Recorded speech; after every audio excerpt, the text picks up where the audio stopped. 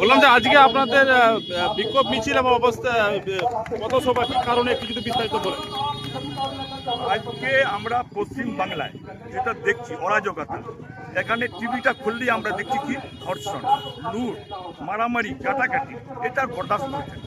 আমরা দিদিকে জিজ্ঞেস করতে চেয়েছি যে দিদি, আপনি তো রবীন্দ্র যখন এসেছিলেন 2011-তে, আপনি তো রবীন্দ্রসঙ্গীত মানে আপনার নজরুল সঙ্গীত দিয়ে লোকের কাছে ভালো একটা বার্তা দিচ্ছেন। আজকে কি হয়েছে যে আজকে পশ্চিমবাংলার টিভি খুললে আমরা রেপ দেখছি, ধর্ষণ দেখছি, এক্সপ্লয়টেশন দেখছি? কি হয়েছে এমন? আজকে পুলিশকে আপনি ইন্ডিপেন্ডেন্টলি কাজ করতে দিচ্ছেন না, যার ফলে আজকে এই অরাজকতাটাকে শেষ করার জন্য আজকে আমাদের এই পথসভা, ধিক্কার মিছিল। আমরা এই ধিক্কার মিছিলে দিদিকে খবরদার করতে চেয়েছি, ওনাকে আমরা অ্যালার্ট করছি যে আপনি যদি সতর্ক না হন, লোকের পুলিশকে মানে স্বাধীন করুন, ওনাকে দিয়ে আপনি ওনাদের কাজ করতে দিন, না হলে পশ্চিমবাংলার লোক জেগে গেছে আর চুপ করে থাকবে না। এমন দিন খুব মানে ভেরি অ্যালার্মিং খুব আসছে যে আপনাকে এখান থেকে ধাক্কা দিয়ে আপনাকে বের করে দেবে। আপনার নাম? আমার নাম মোহাম্মদ মহসিন রহমান। কংগ্রেসে কি দায়িত্ব? আমি জেলা কমিটিরই আছি, সিনিয়র মেটার কমিটি।